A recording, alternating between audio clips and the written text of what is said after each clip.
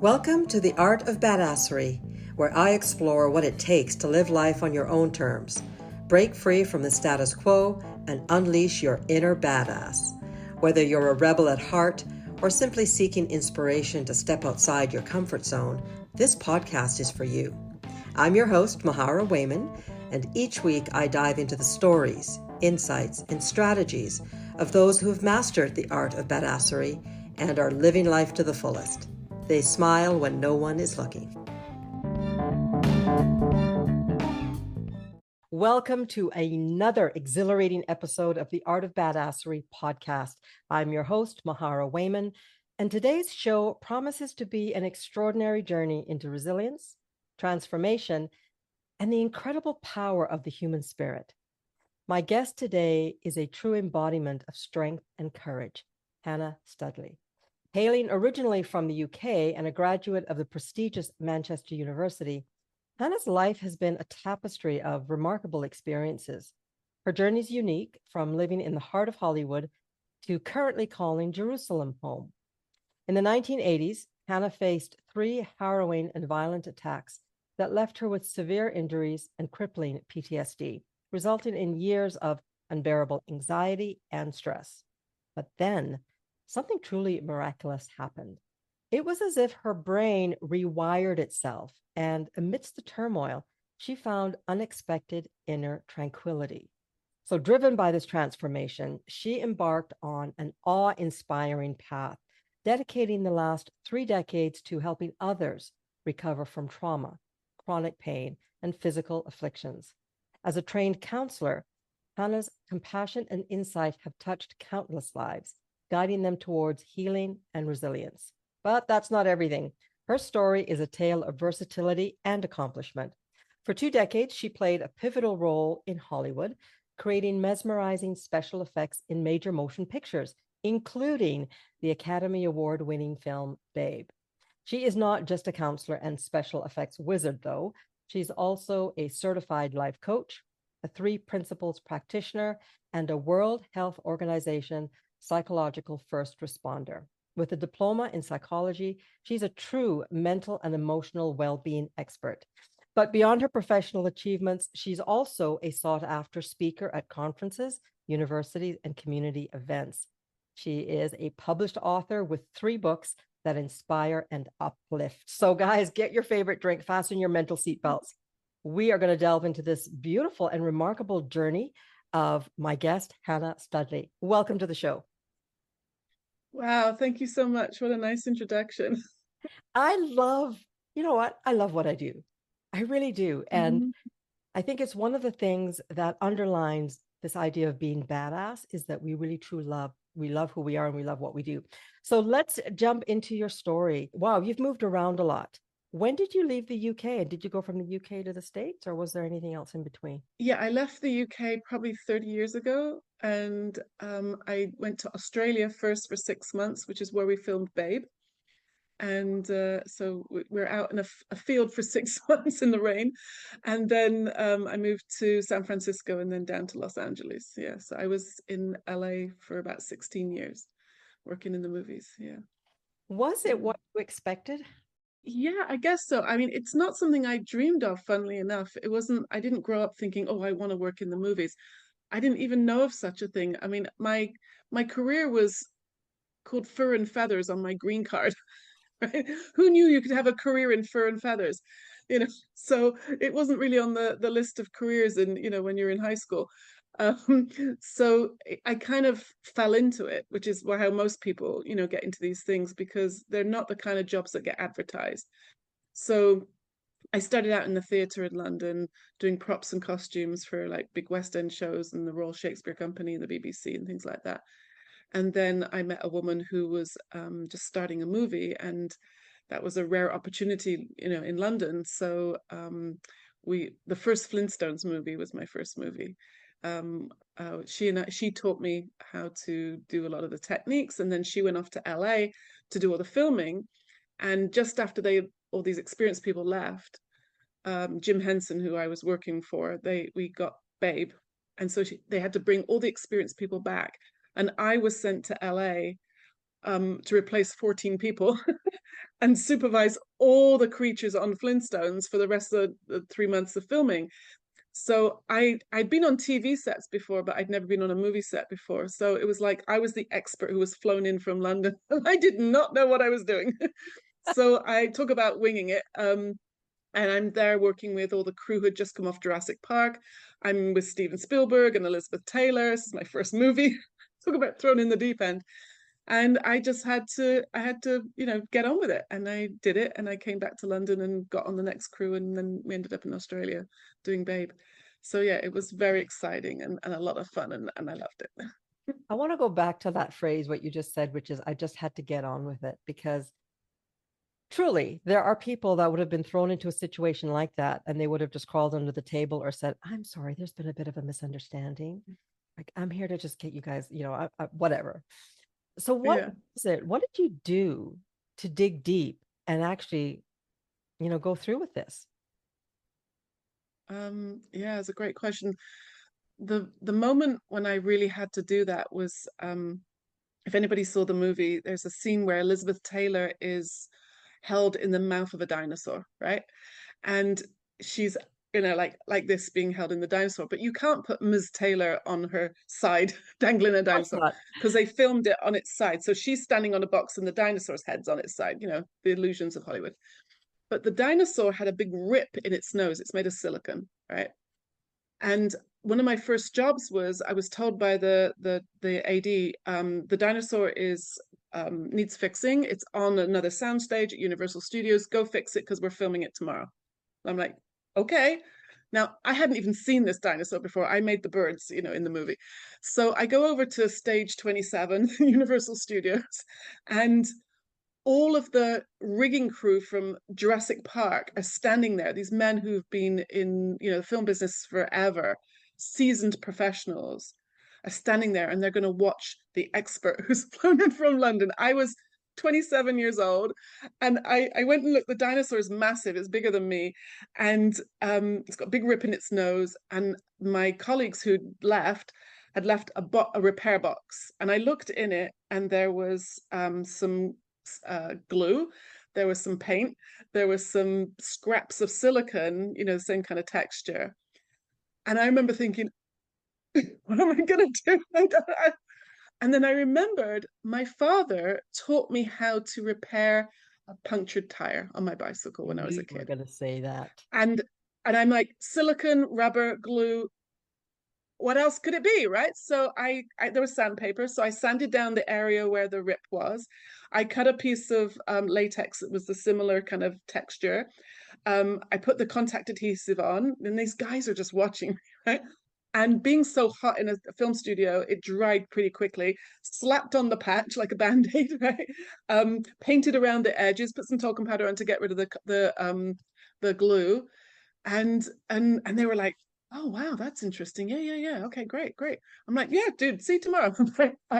I did not sleep that night. I was terrified. You can imagine in the heat, the glue going, it's like big things sticking off. And the next morning when I arrived at set, we were filming in a quarry at North LA. And I forget breakfast. I went straight to the set because they'd moved it overnight, and I was just my heart was pounding. I was just waiting for everybody to start screaming and shouting at me, and it was, you could not see the join. And I was, thank God, thank God, thank God. It was, it really was. I was winging it, but I thank God to my father for teaching me practical stuff, and nobody ever caught on that I didn't know what I was doing, and I just kept learning. And I learned make friends with everybody because you never know when you might need something from the electrician or the carpenter or the costume department, and I just did it. I kind of I was never one to back down. I have two older brothers, so I had to fight to be like to join in and be included and stuff. So I never wanted to be left out. So I just kind of did my best, and it kind of worked out. Thank God. What a fantastic story. And I can just imagine the tummy plummeting when you saw the rip. And, we've all had experiences where we're all of a sudden, I think, going, am I supposed to be here? Like, is this a time? Like, did I step into a time warp? Have I stepped into a Twilight Zone episode? Because I don't know. WTF. I'm doing. But Mm-hmm. somewhere you did, your dad, as you said, thanks dad for teaching me Mm-hmm. some basic stuff, Mm-hmm. and you pulled it out. Mm-hmm. When it was all said and done, did you kind of have like a collapse maybe at the end of the day where you're on your couch going, oh my God, what did I just experience? Or did you just take it in stride and move on to the next day because there was always something else coming up? Yeah, I didn't have really have any time to rest because we'd work 12, 14-hour days. We'd have to fix things overnight that got broken to be ready to shoot the next day, working 6 days a week. Yeah, the only time I remember on that first movie where I took a moment for myself was the first famous person to remember my name. That was a special moment. John Goodman was playing Fred Flintstone, and I was walking between two of the studios on the back lot at Universal Studios, and he was in full Fred Flintstone costume, and he was walking by on his own, and he went, "Hi, Hannah," and I was like, "Hi, John." Oh my god! Oh, I love it. I'd watch Roseanne, when I was younger, like on TV, and there he is, and he remembered my name. I mean, after that, I met countless famous people. It was a real, it was just a daily thing. They're people like everybody else. But that was the first moment, and I think that was the only time I kind of got, I don't know if that's starstruck, but it was special. I remember thinking, how did I get here? This is really weird. Yeah. You know what's so cool Yeah. about that story is it really highlights this understanding that, first of all, we don't always see and believe how the world sees us. And secondly, if you say it or are in a way that if you are perceived a certain way, sometimes it doesn't match how you feel about yourself, but that doesn't matter because people see you like you were meant to be on that set. He spoke Mm-hmm. to you just like an equal. And Mm-hmm. it's just a great reminder that, you know what? Often the outside doesn't match the inside, right? The outside perception can be different of what I'm feeling on the inside. And I think true badassery is when we can meld the two together. I feel like a badass. I'm projecting that, and people are projecting it back to me. It's like I remember fairly recently, like in the last couple of years, I said to somebody, "Oh, I'm an author," and they're like, "Oh my God, you're an author," because they were thinking that my book's gonna be read by Oprah and everybody's talking about it, and I didn't say anything other than I'm an author, but I could see the wheels turning, and their perception of what it means to be an author is quite different to what mine was. Mine was like, yeah, I just hit the self-publish on Amazon, and apparently I'm an author now. But it's just Mm-hmm. interesting that so many of us struggle with understanding who we are. And when the world reflects it back to us, sometimes we don't even believe it. Like people Mm-hmm. say, oh my gosh, Mahar, look at you, you're a podcaster and you're this and you're that. And I'm like, oh, I am? Actually, I'm just trying to figure this shit out. Like I'm just whatever. So great story. So you spent a Yeah. long time in Hollywood. Yeah, I guess 20 years, 16 of it was in America, that was in England before that. Yeah, it was fun. I mean, I traveled a lot. I went to a lot of places I wouldn't have normally gone to, like, 3 months in Texas or, 6 months in Australia. Yeah, got paid silly money to do silly things with, with really famous people. Sounds Yeah. sounds quite wonderful. What's one of the biggest things that you learned about yourself in those 16 years of traveling the world, thinking on your feet, hanging with the famous people, getting paid silly money to do silly things? Mhm. Um, I think that resilience thing was a big part of it because I mean there are plenty of people who would have happily taken my job. I think it goes right back to my training in college. I did textiles in college, and I was really provided with a kind of encyclopedic knowledge of tools and techniques and methods and what works and what doesn't. And one of the things we used to say was the impossible we can do today, the really impossible you have to wait till tomorrow. Right? And that was a constant thing because my whole job was problem solving, making prototypes. I made wings for John Travolta, for example. There is no like pattern or kit you can go by of like wings for a 6'4" man. I had to study books of birds and like work out and tell the mechanic what to make for me so I could, which feathers are going to work, and I could make them look beautiful, but then they had to move. They had to, flex in and out like a bird's wing. So, they're all going to go, like that. So I had to work out what to base them on, which kind of netting and a lot of technical trying, R&D, we call it, like research and development.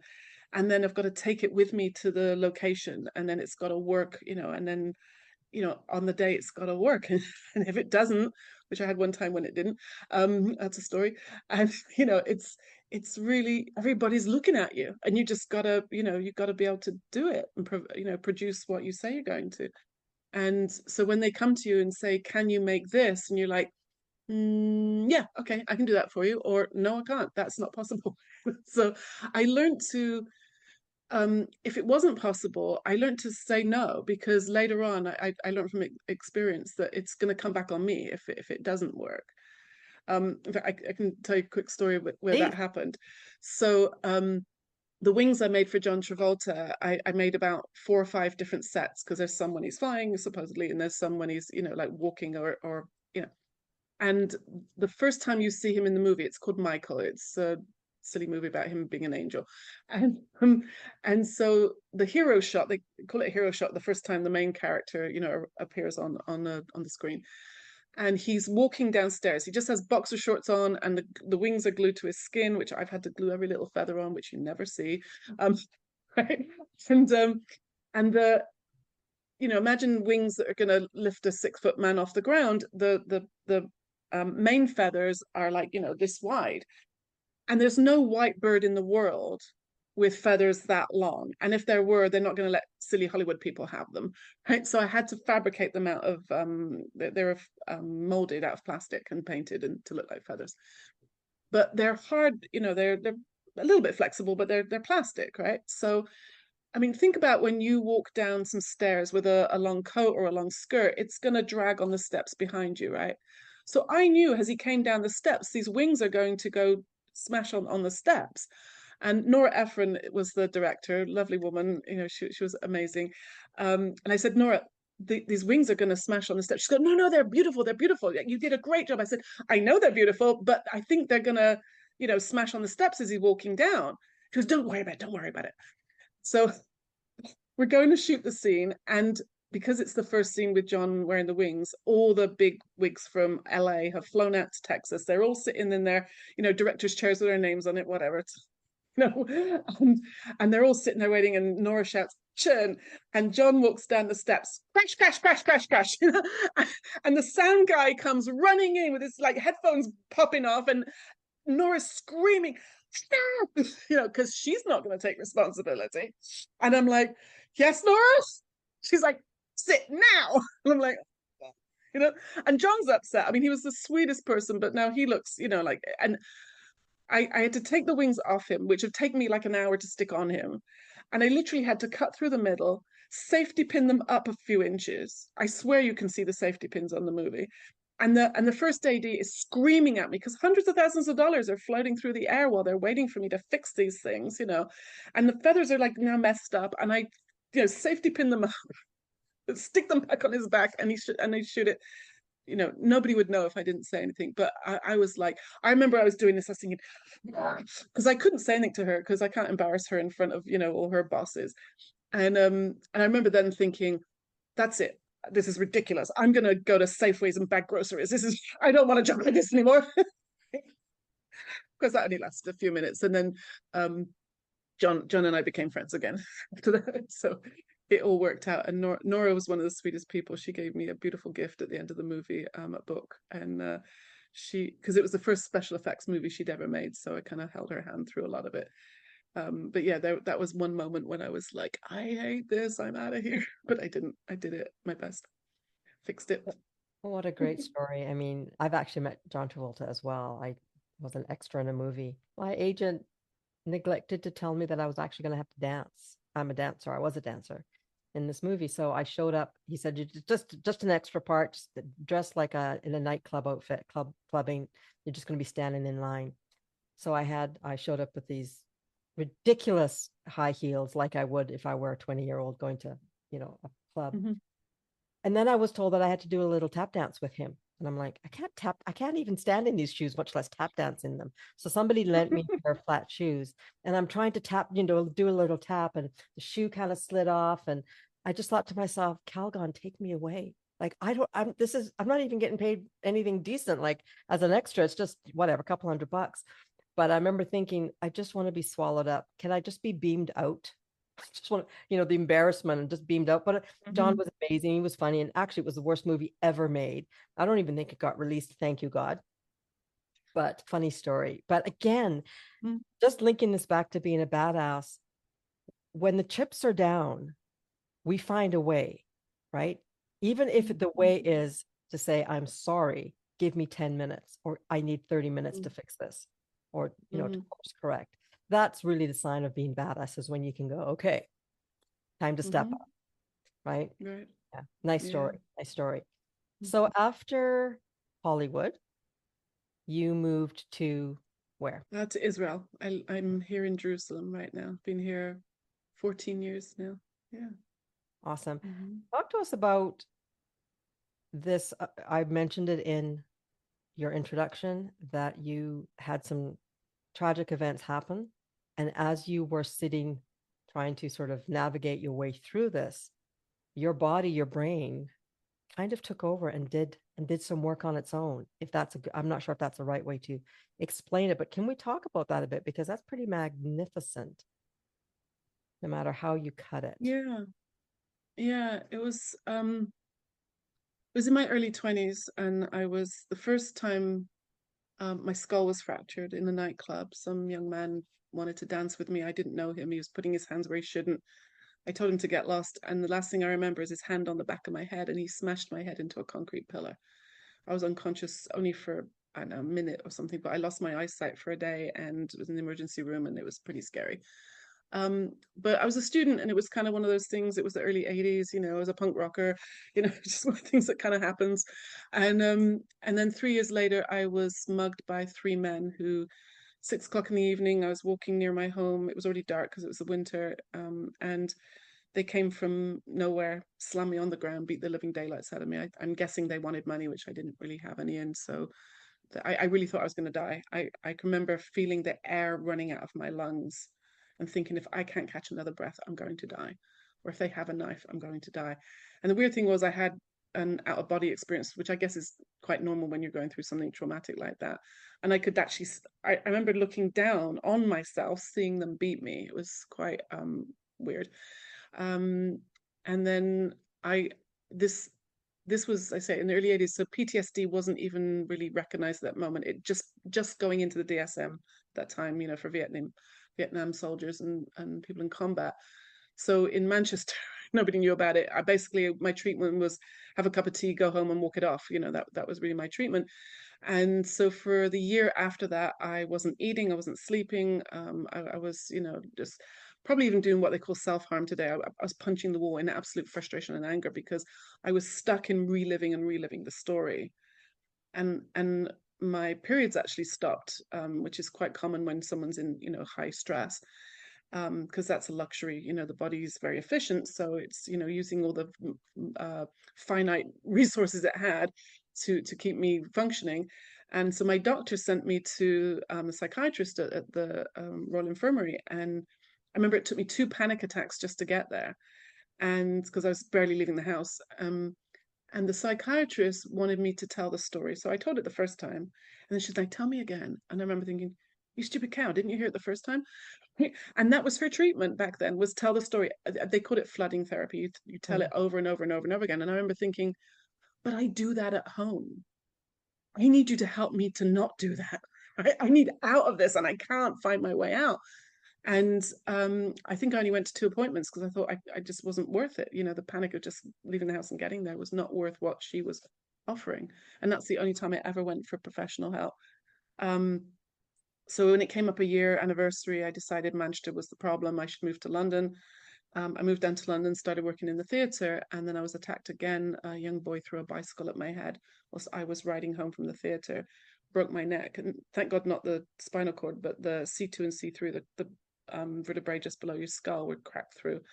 I think the spinal cord was bruised, and I I went down pretty hard and fast and quick that time, because I now knew the world was a scary, dangerous place. If you leave your house, you're going to get hurt.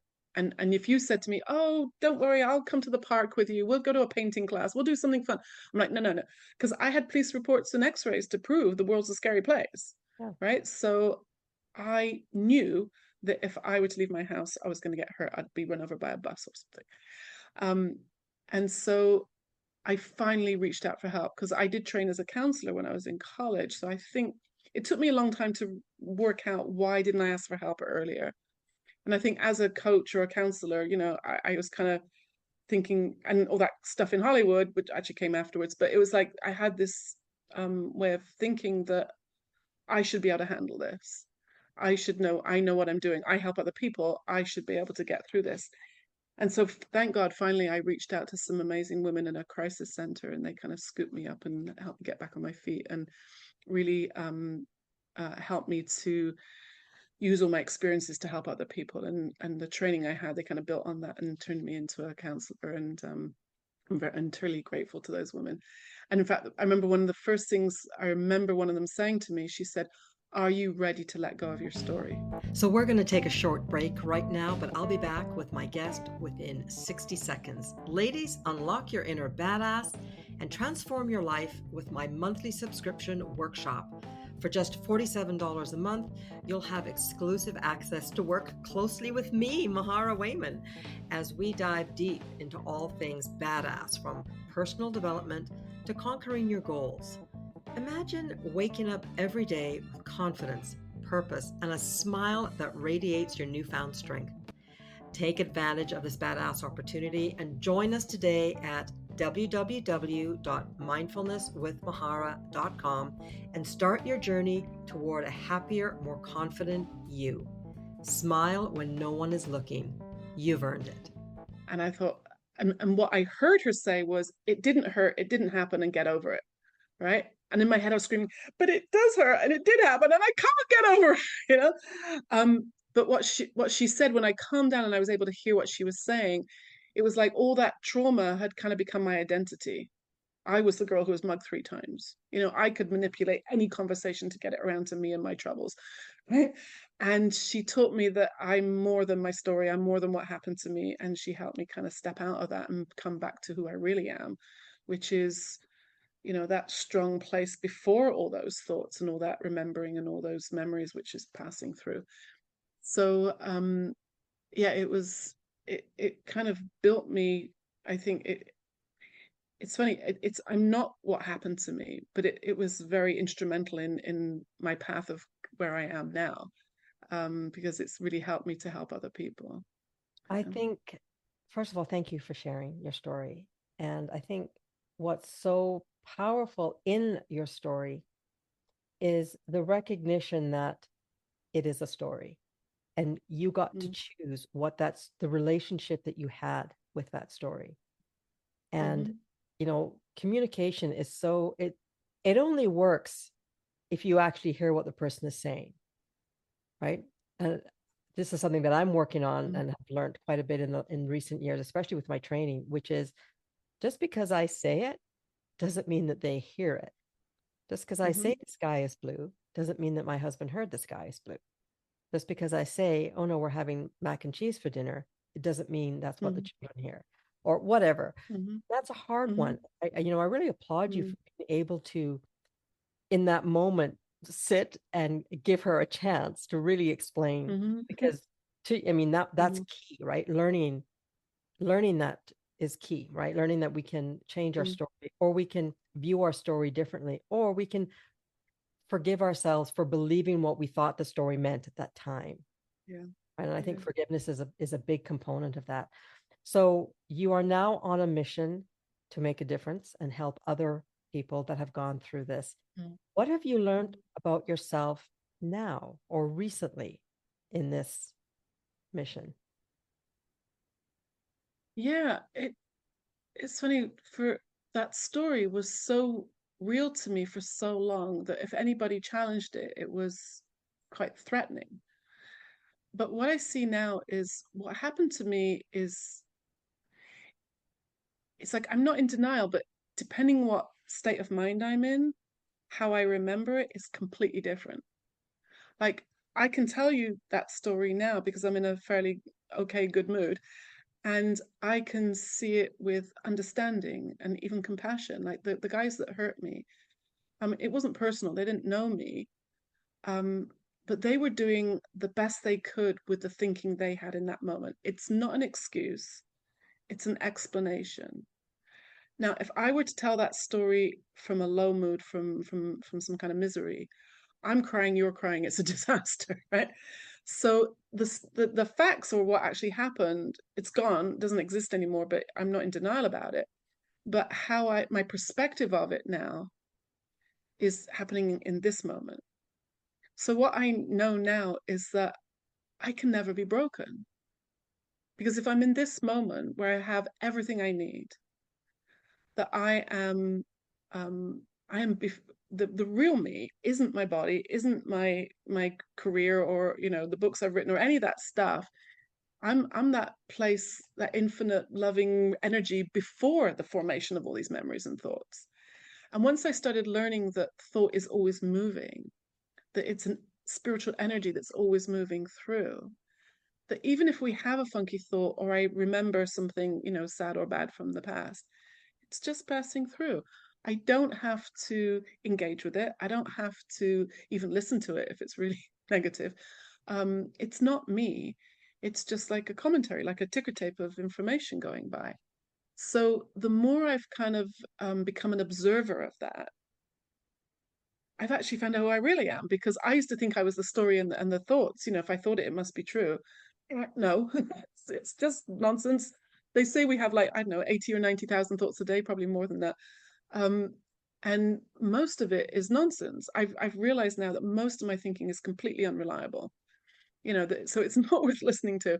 And that is one of the blessings of the work I do now, is I've seen how I've actually lost interest in so much of my own thinking. And therefore it's created space for fresh and new. And if I do get a funky thought, because everybody can, life still happens, I can hold it much more lightly, and it's not take it so seriously. And in that better place, that better state of mind, common sense kicks in and will tell me when to, listen to an important thought, like do your taxes or eat, or it's not. I don't become a blob on the sofa by doing it this way. It just becomes more fresh and new, instead of being stuck in that old reliving and reliving stuff. What a powerful understanding. And I've said it, it comes up in my work quite a bit. And I remember saying it in a group setting. And I said, guys, just because you think it doesn't mean it's true. And I remember one woman, her face just fell. And I thought she was going to, Mm-hmm. I thought she was going to get really upset. But what she said was, oh my God, I think my world just changed. Really? Just because I think it doesn't make it real or doesn't make it true? And I'm like, really?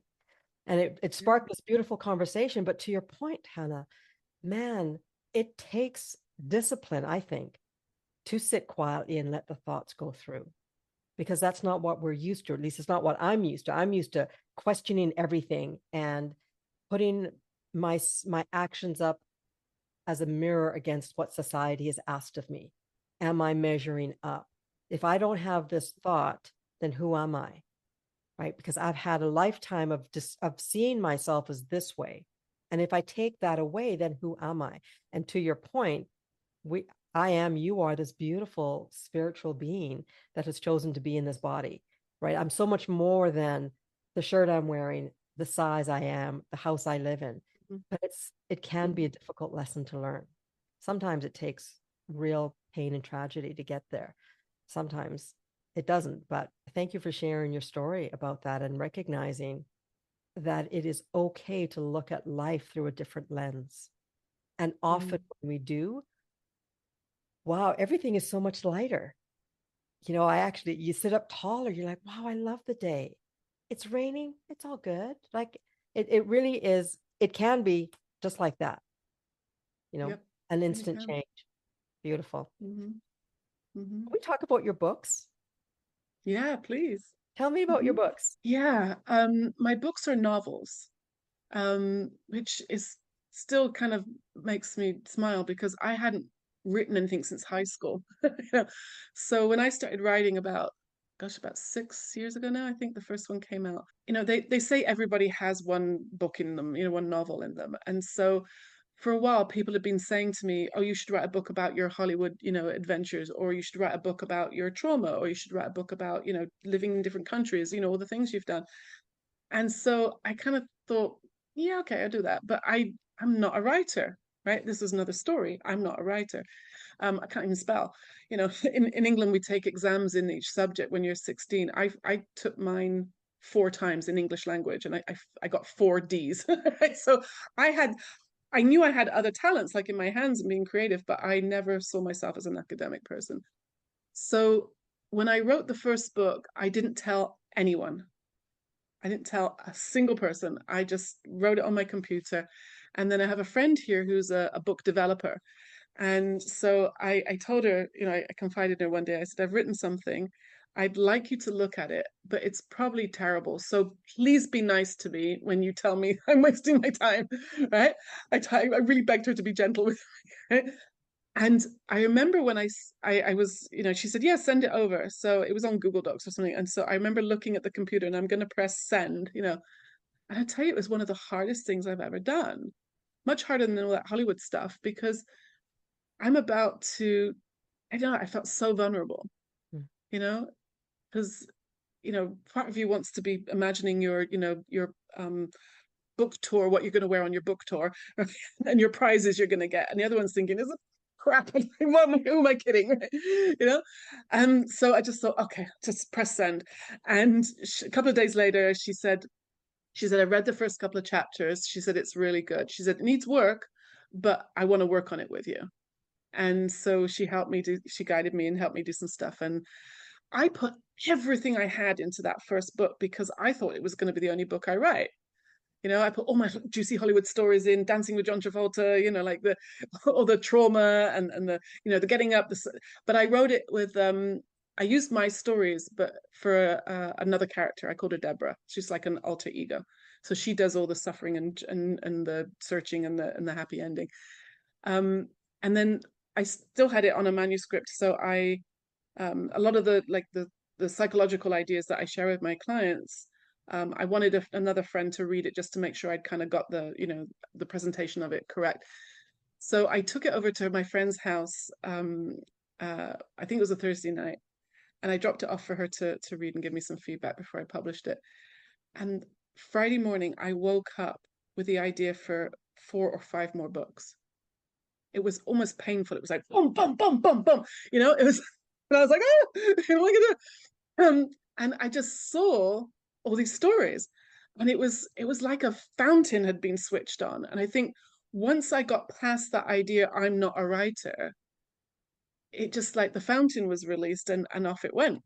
And so I've written 3 of them now. So the first one is called The Myth of Low Self-Esteem. Being very English, when I moved to California and all these people talking about their low self-esteem, you kidding me? In a microphone in front of 300 people, you do not have low self-esteem, right? So I'm not saying there isn't such a thing as self-esteem. It goes up and down. We all have moods. But it's not who you are. It's not a life sentence. It's not, it's not a definition of who we are. So that one's mostly about the recovery from trauma. So as a result of all those injuries I had chronic pain for 25 years. I had a monthly chiropractic appointment for 25 years. I was paralyzed several times. I was rushed to the hospital from several movie sets. I could not move my body from my chest down. Sciatica pain. I also had IBS and psoriasis. I had a lot of physical issues over the years, which I now see was my body screaming at me to slow down. I was in so much stress and anxiety in my head, trying to not make a mistake, trying to be perfect in this weird job, that my body was like tightening up and screaming at me. But at the time, when I would go to a doctor or a chiropractor and I'd tell them about my injuries, they go, oh, well, that's why your back hurts. That's why you have sciatica pain. And I'm not a doctor, so I would believe them. And then after I kind of came across the ideas that I share with my clients, which is called the 3 principles, I did a course in London to be a practitioner, 6-month course. And at the end of it, all my pain gone away. 25 years of chronic pain has been gone for 8 years now. The IBS is gone, chronic allergies have gone, skin problems have gone. And I suddenly thought, wonder if I could recreate this in other people. Wouldn't that be amazing? Because so many people are suffering, with chronic health issues. And this is, before COVID. Um, and I did some case studies with 5 people who had various things like knee pain, migraines, IBS, and they all started to get better too. When their thinking slowed down like mine did, the body didn't need to scream at them anymore. So I took Deborah from the first book, and she carries on and now becomes a pain coach. And so I kind of fictionalized all the clients I've worked with and put them in a fictional pain clinic, and they're doing, experimental research. She gets to do some research in the book. And so it's a fictional setting, but I'm using actual clients I've worked with and my own experience with pain and becoming pain free. And so and there's a romance at the end of it, and so always have a happy ending. And then the third, that one's called Painless, and then the third one, which I published this year, is called Very Well. And Deborah now becomes a minor character, and I'm bringing other people in. And this one's set in Los Angeles. This one is about a woman who's going into menopause, and she has 2 daughters who are one's dealing with PMDD, which is a very severe premenstrual hormonal diagnosis. And the other daughter is dealing with postpartum depression. So I picked those characters so that they, kind of covered most hormonal issues that women go through. So the mother, she discovers these ideas, and she meets Deborah, and her menopause symptoms go away, which is what happened for me. I was going through a horrendous time with menopause when I came across these ideas. Brain fog so bad I couldn't find words in my head, hot flushes every 20 minutes. It was hard to function. That's all gone too. So I wanted to write the book to help other women. And I've had many women read the book now who are having either the monthly hormonal difficulties or postpartum or menopause, and their symptoms have gone away. And the book was Amazon #1 bestseller for a couple of days, which is yeah, I'll take that one. And I still have ideas for books 4, 5, and 6, stories, and I'm currently working on a textbook, because it's not fiction. I have collected over 45 stories of people around the world who have recovered from severe mental health diagnoses through these ideas, from psychosis to OCD to ADHD to weird and wonderful phobias, you name it. And I've collected the stories together to show that we can never be broken, that human resilience is who we are. You don't have to work on it and get it. That resilience is there underneath all that stinky thinking. So whether someone is got a phobia or OCD or whatever they're doing, it really is a coping mechanism for the misunderstanding. They're up in their heads and they're not present in their lives. And the more people slow down and become present in their lives, they don't need the medications and the treatments and the psychiatrists anymore, and they can live their best lives. And I've got all these stories as examples of that. So I just thought, a great resource, and I'm just having a first draft published now, so I can see it, because it's going to be quite a big book, I think, because it's so full of so much hope. Yeah. So exciting. A couple things came to me while you were sharing that story. Number one, I understand when you said you were scared to hit the send button to your friend. My first book is called Essential Insights to Living Your Best Life. And it's basically, I can't even remember, 8 or 10 short stories of my own life where I had a big lesson, a big opportunity to learn and grow. And when I sitting on my front lawn, looking at it, was all done. I'd done everything myself, formatted it, you name it, everything. I had a writing coach that helped me to edit it, but other than that, and it took me about 2 hours of staring at the publish button, because I self-published on Amazon. And all these things, just like you said, were going through my mind, like, wow, this is it. I can't take this back. Like, it's out there. And there's very vulnerable things in this book. And I finally pressed publish, and I burst into tears. 57 years old, or 56 years old at the time, sobbing like an idiot. Not like an idiot, but just sobbing like a human on my front lawn. Yeah. What have I done? Like, what the actual, like, what have I done? And So I could picture that, right? I could totally picture that. And I think it's very smart of you to have created a character that goes through a development and goes through a journey because, you know, Deborah, your character is you. And as you grow and learn and experience, so does your character. So I am excited to find those books and read them. I want to get caught up.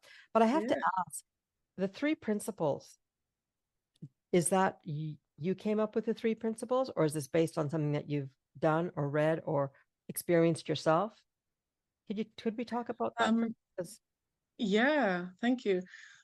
No, it's not my creation. I would not take credit for it.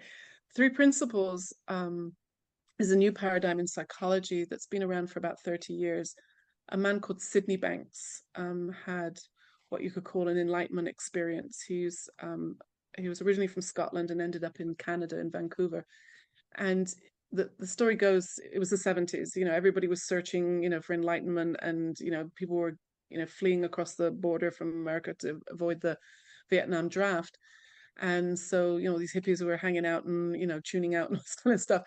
And he and his wife were having some difficulties. So his wife dragged him to a kind of self-realization weekend or something, bash the pillows and all that stuff they used to do. And he was hating it. And he walked outside, and there was another man who'd been dragged by his wife who was hating it. So these two guys are outside, probably having a cigarette, and they started talking. And Sid started saying how he'd spent most of his life feeling very insecure. And the stranger said to him, "You're not insecure. You just think you are." And boom, Sid's mind goes like this. And he had some kind of, very powerful experience where he saw through the nature of thought. He saw that, like we were saying earlier, we are not our thinking. We are that place before thought forms into the ideas and memories and all the things we have, use for.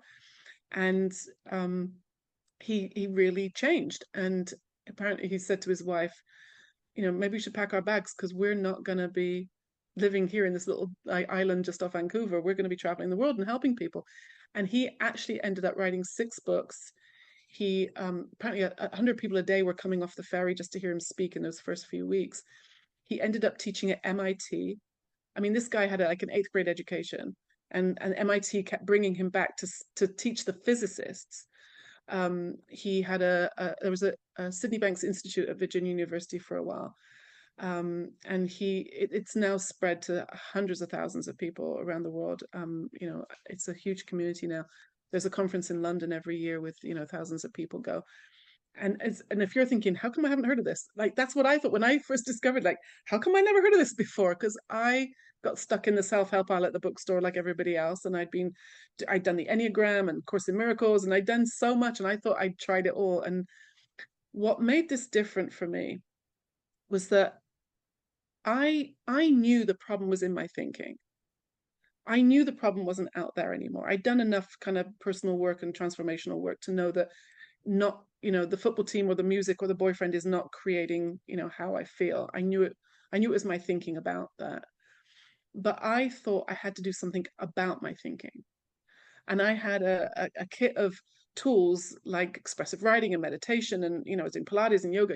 I lived in Southern California. I had a lot of tools, to share with people, and it was exhausting. It was like I was really good at thought hygiene because I had been in some very dark places, and I knew what negative thinking can do to you and your life, and I didn't want to go back there. So I was armored with all these weapons to, keep that bad thought away, keep that bad thought away, be positive, affirmations. And when I first heard Sydney Banks speak, there's lots of videos of him talking on YouTube. Um, and basically he was saying is thought is always moving. It's a spiritual energy. So you don't actually have to do anything. Because every funky thought you've ever had, every bright idea you've ever had, every broken heart has moved on. And it's going to move anyway, no matter what you do, like clouds. You could say, oh, I want those white clouds there and those gray clouds there. They're going to move anyway, right? And I just thought, oh, thank God. Because I also think that's why my body was in so much pain, because it was exhausting trying to keep all these negative thoughts away as if they were going to hurt or harm me. And now I know that thought is neutral. There is no good or bad thought until I have a reaction to it. So once I know that, it's so freeing that I don't have to do anything about my thinking. So my favorite prop, I just picked it up, is a snow globe, right? So all that busy work I was doing, trying to kick, like the meditation and the writing and all that stuff, it was like shaking up the snow globe. But what do you have to do to make the snow globe stop? Nothing. Right? You stop shaking it, right? And that's and like my body had wisdom to heal itself, all those injuries I had, all those broken bones, and the wisdom my body healed itself.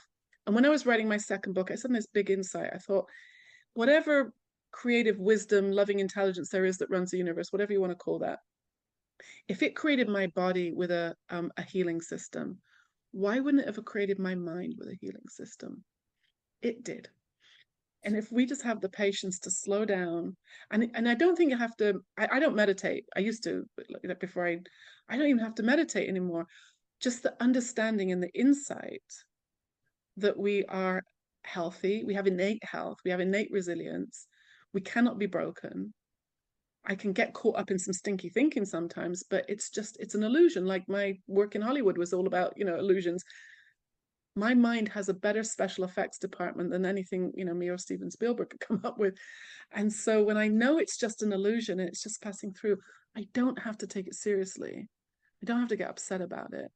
And so I rarely get into a low mood anymore. And if I do, I know it's going to pass. And that has been such freedom. And I think that's why my pain went away. I think that's why I can talk about my trauma and it doesn't bother me anymore. And that's what I've been sharing with clients for about, 8 years now, I think. And that's what the books are about. The books are all pointing to this idea, this truth that that we're not broken and we don't need fixing. And with insight and understanding, you can be free of whatever has happened in the past. All right, folks, you heard it here. I'm sure it may not be the first time you heard her speak, but oh my God, so much wisdom and power in those statements. And by the way, I think that I see a book title has got to be that I'm not broken or you can't break me. Because that's very, like, I keep coming back to it going, oh, that's a great title. Mm-hmm. Wow. Thank you so much. This has been such a fascinating conversation. And I want to just honor all of the stories and the wisdom that you've brought to the show today. Folks, be sure to check the show notes. I will drop everything that I can, including links to those amazing books for you, because this is just such a great way to look at life and a way to forgive ourselves for buying the bullshit, right? Buying into the bullshit, which is what so many of us do. Thank you again for joining me on the show today. I know that there's lots of wisdom in here, and I can't wait to hear what resonated with you the most. So please do drop me a DM or drop some comments about what resonated with you the most. And if you say, that John Travolta once had wings, then you missed that movie, Michael, because I actually saw it. My name is Mahara Wayman. This has been The Art of Badassery. And remember, you are worthy of happiness and freedom and a healthy body. So don't buy into the bullshit that anything else is the truth, because that is the truth. Have an amazing week, everyone. I will see you next week on The Art of Badassery. And Hannah, have an amazing day. Thanks for joining me. Thank you for tuning in to The Art of Badassery. I hope you enjoyed today's episode and gained valuable insights to help unleash your inner badass. If you found this podcast helpful, please leave a rating or review on your favorite platform. Your feedback not only helps me improve the show, but it also helps others like yourself discover the podcast. Until next time, keep embracing your authenticity and living life on your terms. Here's to you.